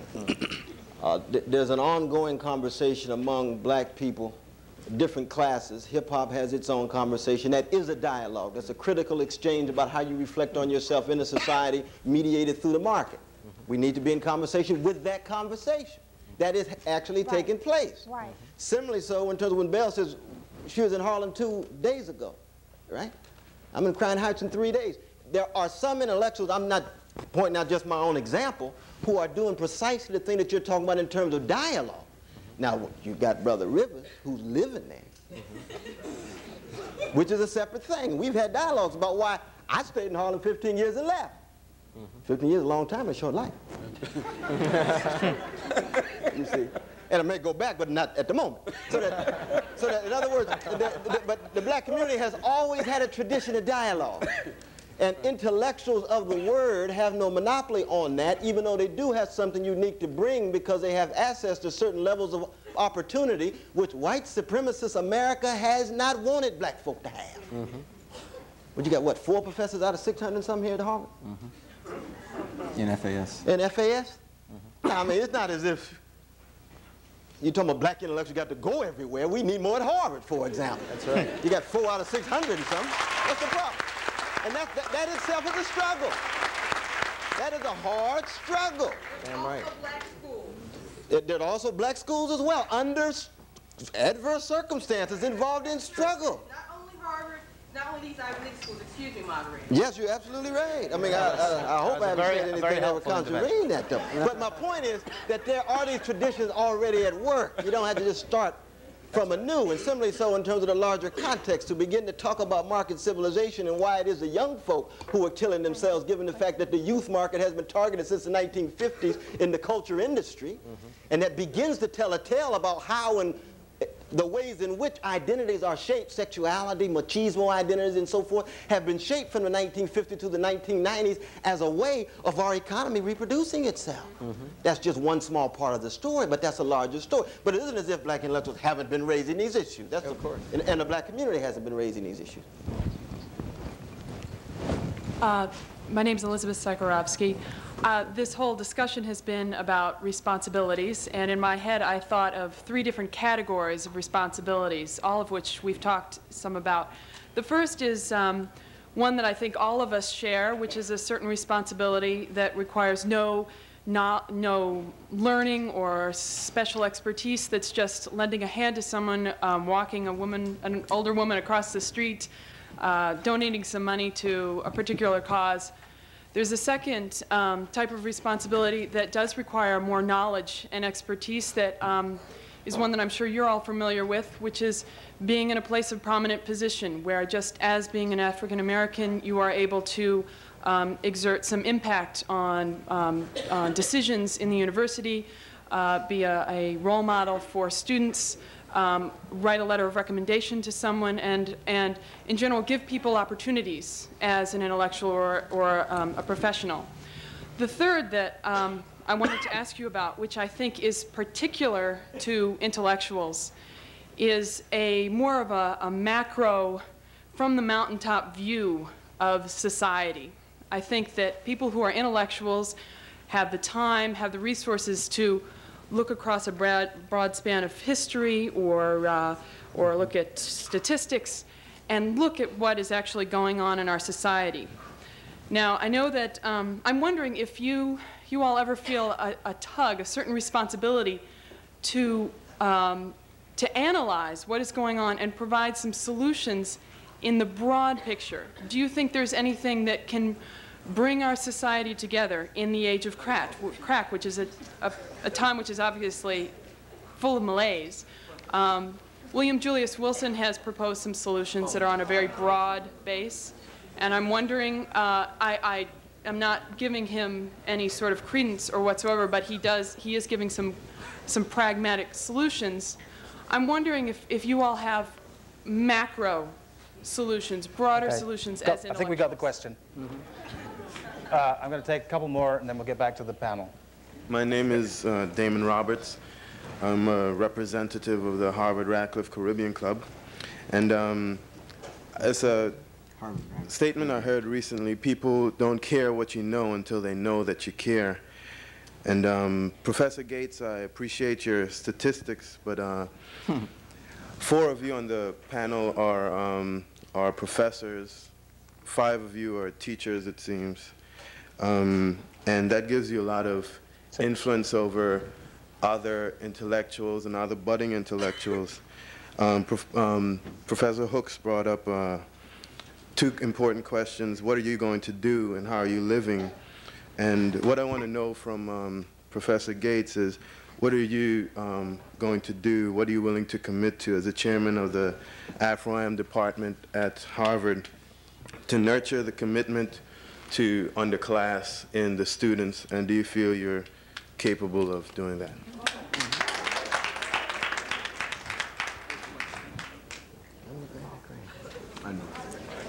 There's nobody there? Okay, I'll take a third question here. Wait 1 minute, please. I just want to ask a question first. My name is Diane Greenwich, and I'm poor, okay? And I want to know how can you help young black men, okay? Because, see, my feeling is I'm poor. Mr. Gates said that we're in different classes, and I really don't think so. I just think some of us have delusions of grandeur.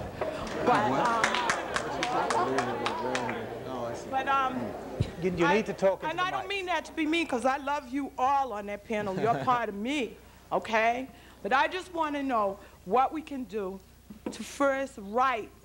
I mean, I think as the role of intellectuals, you have a responsibility to write to the level of our young people who are standing on those corners, who would shoot you in the head the same that they would shoot themselves in the head, because when they see you, they see themselves. So what is your responsibility to them? And then what is your responsibility also as scholars to write to black women to say where our men are, why they don't like us, and how we can get them back? Thank you. Well, okay, now, wait a minute.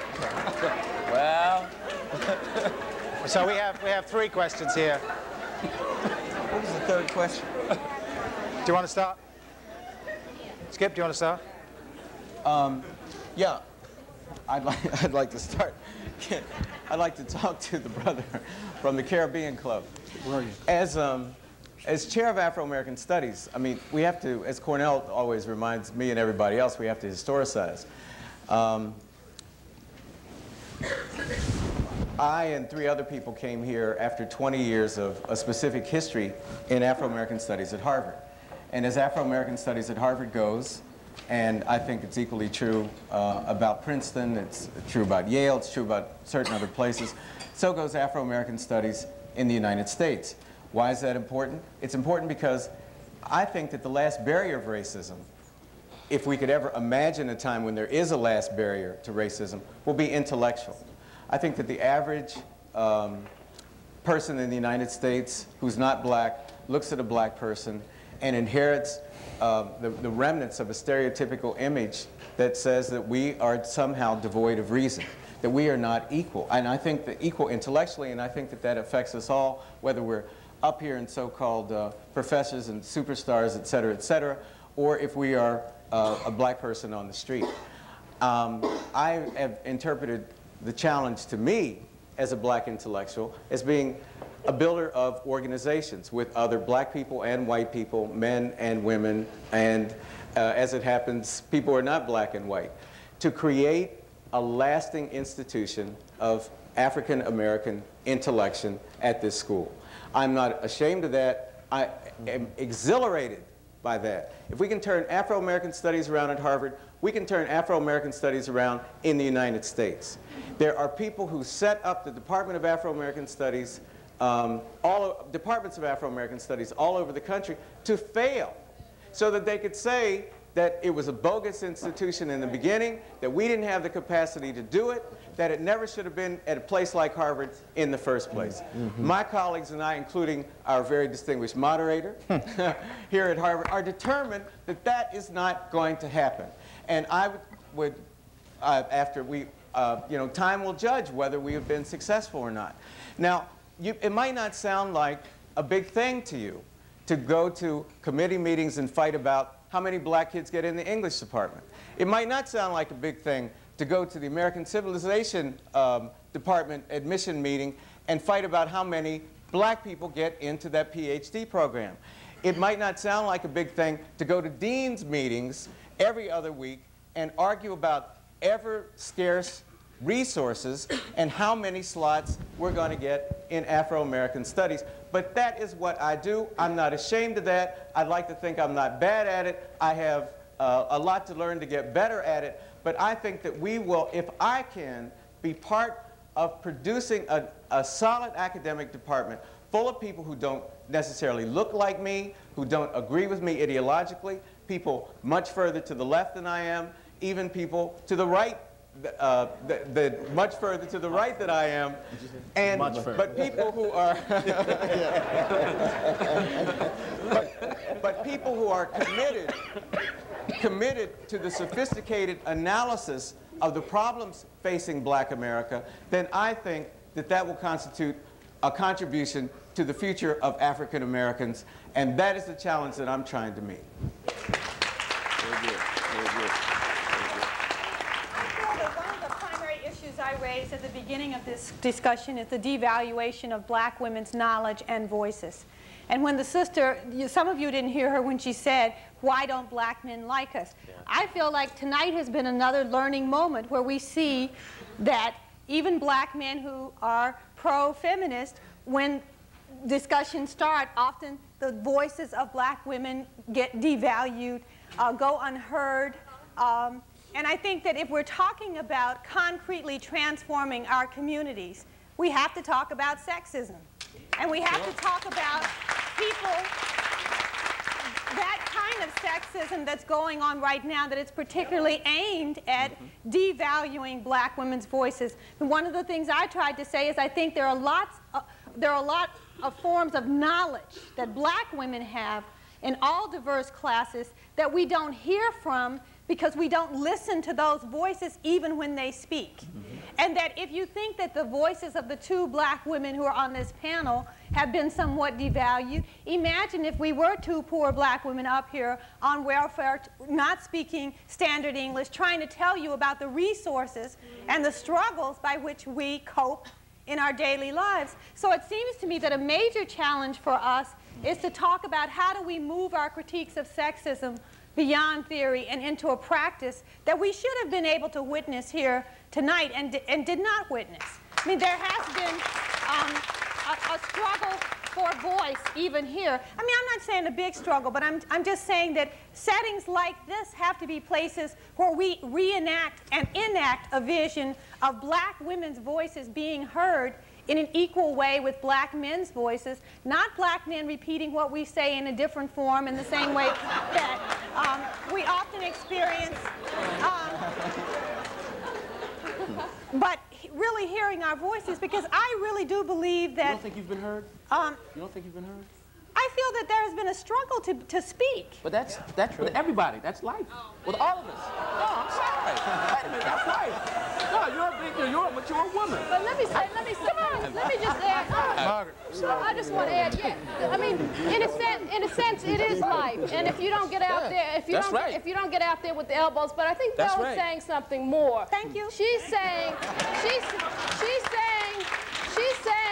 and to all of those African-American brothers out there, let me put it to you like this. When we're together, you know, and it's just us, you know, there's a certain kind of dialogue that goes on that involves respect for what the other person is saying. You don't have to feel like you're fighting for space to say something. And when black women get together, there is that same kind of relationship, that same kind of dialogue that goes on that I think, and I think that's what in some sense has been lost in this discussion. But I did want to say something about the young woman with the red dress on who asked the question about macro theories and how those who have them relate them to the conversations that they have with the other folk out there. And I want to say, you know, in terms of macro theories, I think the best way, or one of the better courses in terms of trying to discuss macro theories is to bring it down to the micro level. I want to talk about my own work just a bit. I work sort of in the same area as Jean, with the young brothers who are on the edge and in jail one day and out the next, and a lot of them are, you know, the crack. And part of my work is talking to the Miss Jones who sits on the stoop. And this really goes also back to something that was said, that Cornell said earlier about, this isn't the only dialogue out there. There's 1,000 dialogues in our community. And we have to begin to identify them, respect them, and interact with them. And one of the dialogues that's going on in our community that's of relevance to my work is, well, what do we do? You know, what does Miss Jones think about the remedies that are being proposed to deal with the question of crack? What does she think about the death penalty? What does she think about locking these people up and throwing away the key? What does she think about the relevance of a Bill of Rights to her safety, her reality, her street? And that's the kind of dialogue. It's difficult, it's hard, it's intellectual, and it's the kind of dialogue, I just used that example of my work, but it exists on every single level. All of the issues that that constitute the discourse, the common discourse that's taking place in America today, are issues that each of us has something our work bears on. And our job, our function is to figure out a level of discussion that we can take our own views, our own perspectives in that community. Let me just note that the young woman's question, where are the men and why don't they like us, hasn't gotten answered, despite all the meta discussion. Okay. Whose responsibility is it to teach these young men about their responsibilities to their families? Who's going to do that? Is that a political question? Is it a moral question? Is it a question about the reconstruction of civil society within black communities? How's it going to take place? In fact, Black men should be able to do that and address that. see, I really don't want, you know, I love you all. I really got to see, this discourse, and it's an excellent point what she raised, because in her description she says, I'm a poor black woman and I have an issue, right? Now, she says, what do we do about our men, right? Now, we didn't pick up on that issue. Now, we went through, we didn't pick up on the issue. We went through a little, sidetrack where we did our thing about the, voices aren't being heard and back and forth. But she had an issue that didn't get addressed. So go on. Okay, now, okay. For me, okay, no, bet. No, I'm with it. No, let's pick it up. No, I'm with it. I take issue with you. Okay, let me finish. Can I finish? No, because I said, voice, go ahead. You said you've been hearing my voice, but you haven't. Because I said that the issue was sexism. I didn't not answer her question. And it seems to me... That's a slogan. That's not an answer. That's a slogan. That's a cliche. Come on. That's no answer. No, I'm going to treat you like an equal, right? So when you say something that doesn't make any sense, I'm going to challenge it. And I'm not sexist. Well, but that's how intellectually I see it. I'm sorry. I'm sorry. Well, I mean... I'm politically incorrect. I'm sorry. Okay. I'm sorry. My bag. I'm sorry. Personally, Mr. Moderator, someone said to speak to the issue. She asked a very basic question, right? Now, see, part of this discussion is to break through all the ideological barriers. See, there are all kinds of left dogmas. There's a sexual male political dogma, and then there's a feminist dogma, right? That's a kind of canned political ideology. And they're on both sides. So let's not play the game with this. If we're going to have the real discussion, the sister says, look, I got brothers dogging me out. They don't like me because I'm a black woman. They hate black. They hate me because I'm black. No. I interpret it differently. I'm sorry. No, let me just say this, sister. I may be completely wrong, but even though I am a male, don't hate me and let me articulate my view. Okay, let me articulate my view. All right, okay, so let me finish my point then. All I'm saying, sister, is that when she speaks to that issue, the basic thing is the men, and I'm gonna get worse than that, the fathers, I'm gonna really get into some real outrageous language now. The fathers of the community have to take responsibility and own as a family these young men. See, check it out. See, these young men, if you go ask them, if we were to get in a car tonight and go to Four Corners and you ask any drug dealer there, what are you looking for? I'm looking for a father. I haven't seen patriarchy in 4 generations. I'm looking for fatherhood. Now, Miss Feminist, upper middle class feminist, you may not dig that, all right? But I'm looking for fatherhood. And that's the real deal. And see what happens. No, let me finish. No, let me finish. Sister, okay, no. Okay, no, check it out. So all I'm saying to you is this, that we're going to have to break out of all the ideological dogmas which constrict the conversation. And so okay, cool. All right, I'm down. I'm cool. That's cool. Sexism is no answer. That's a label. Well, I mean... It's a label. That's no answer. That's not a theory. I think one of the things we're learning... I was in the car and I heard this.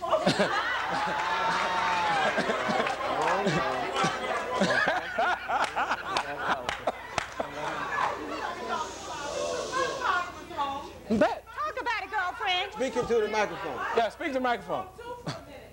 For a minute. What about the sisters that have no children? We're not just talking about that. Our men are gone. Whether we're cute or 21 and we're sitting in school or we're teaching or whatever, our men are gone. Where are they? I'm asking you. Okay. And I'm saying that you have a responsibility as older men to teach our younger men the truth. That's right. You're brainwashing, you're helping.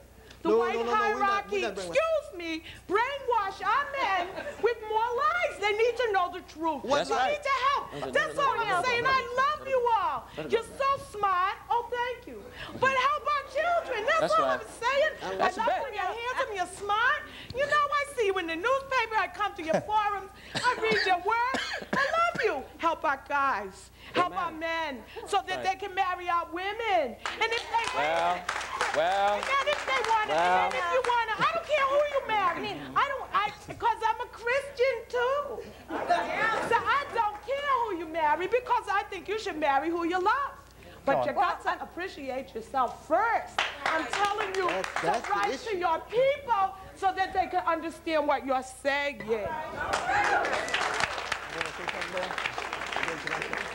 One of the things, I feel like one of the things we're learning here tonight is how we don't have a dialogue as black women and men around. Because first of all, I don't advocate any feminism that doesn't appreciate black fatherhood and talk about black fatherhood.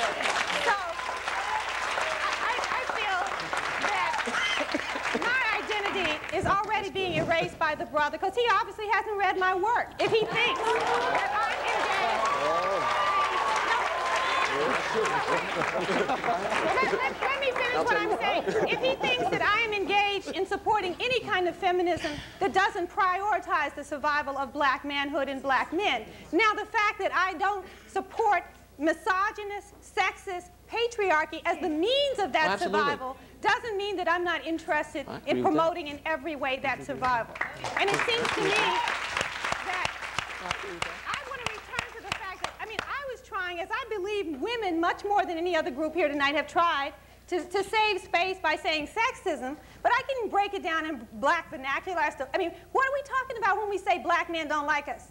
When they say we're whores, we're bitches, we're da-da-da-da, we're talking about sexism. Whether you accept that word, whether you think it's cliche, when I go out to young black men, when I'm talking to a young group of young black men off the streets, and they're telling me that they've read and spin, and they're talking about it, that black rappers say they want to fuck a woman to death, grind her in a meat grinder, and I tell them black men are being fucked in this country and ground in meat grinders every day. Do you think that's funny? Can you stand up and testify? Well, why do you think it's funny when a woman is being talked about? That's sexism.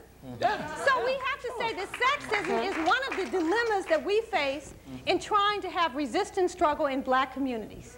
Go ahead. Though, that it's not just sexism. Absolutely. It has to do with self-hatred. It has to do with self-loathing. That is a colonized mind. That's just not sexism. It's a bit more complicated than that. It's a little more complicated than that.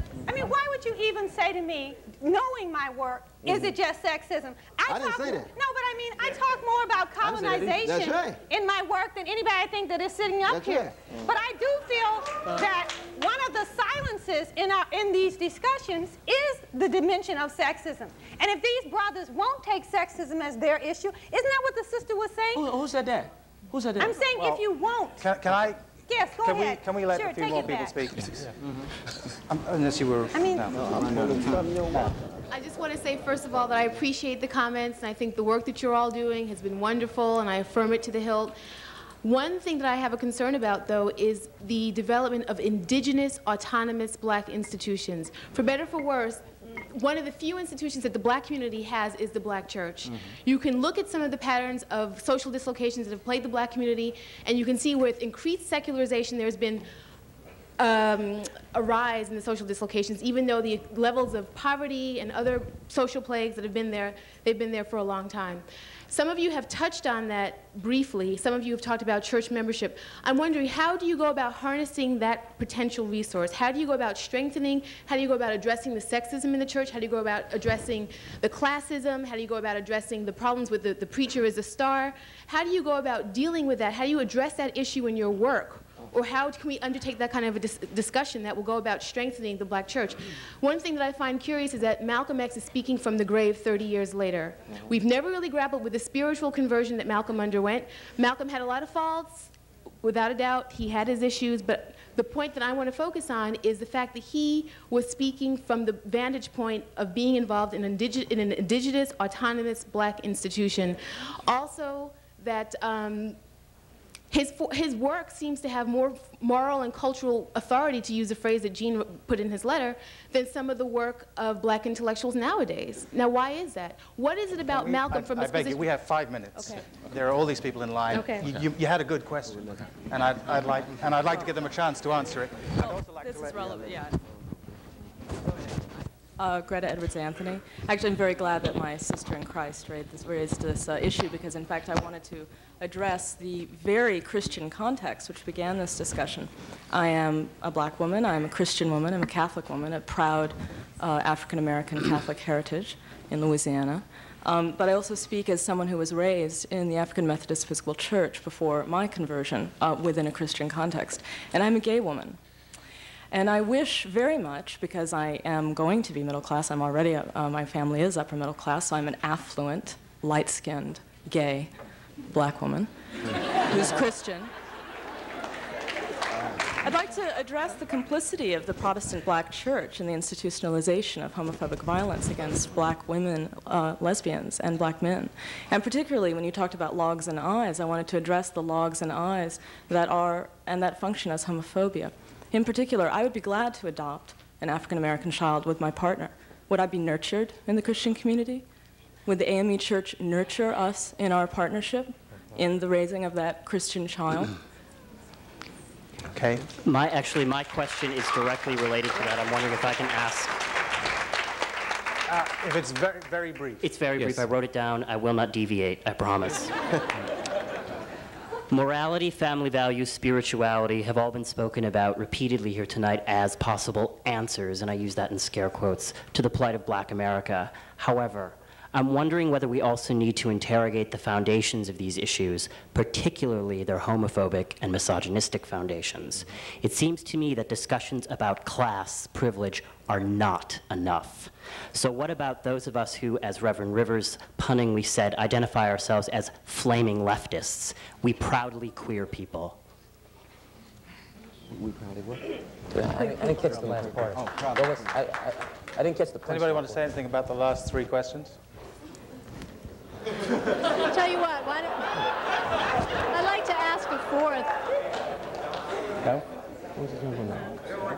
I mean, I feel that the people who identify themselves as Christian first and foremost should address these questions. If they don't, I have other things I'm interested in saying. Let me go quick. Okay, let's take it on.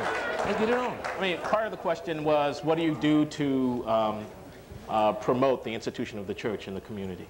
Now, it seems to me that a dimension of that, particularly relevant to intellectuals, is to be prepared to engage in an honest criticism of that institution. That's right. Whether it be the Nation of Islam, which bears criticizing, or whether it be the Christian churches in this city that Eugene Rivers and some of his colleagues haven't hesitated to criticize in the face of their own failures to deal with these problems.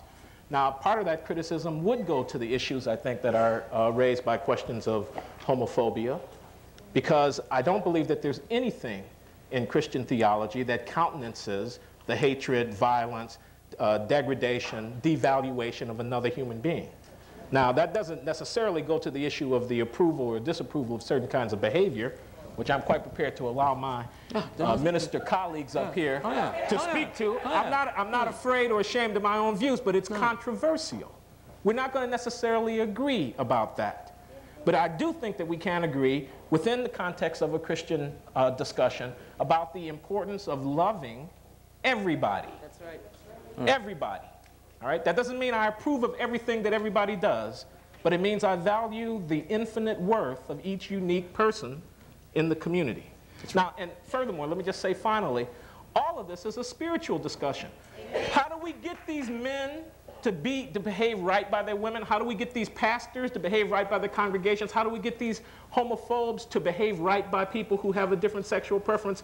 All goes to the question of how do we touch the heart of the human being? How do we speak to the fundamental set of values that people embrace? It's a moral discussion. I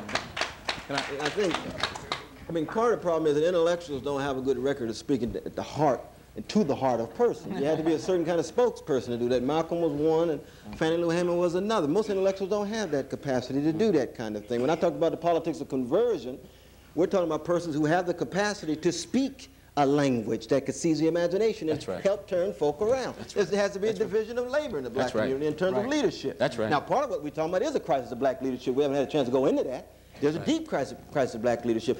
The black church has been one of the places that could generate black leadership. Black church in deep crisis. That's right. One source, black leadership in deep crisis. I mean, Jesse's going to be here tomorrow at 12 o'clock, speaking on behalf of the clerical workers. Thank God he is. But Jesse Jackson's not paradigmatic of black preachers.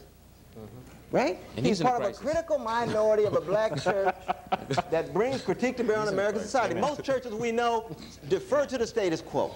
Most churches we know thoroughgoing homophobic, misogynist right across the board. Most religions that we know, most institutions of higher learning that we know are patriarchal in that regard. That's right. And white supremacists in that regard. Right.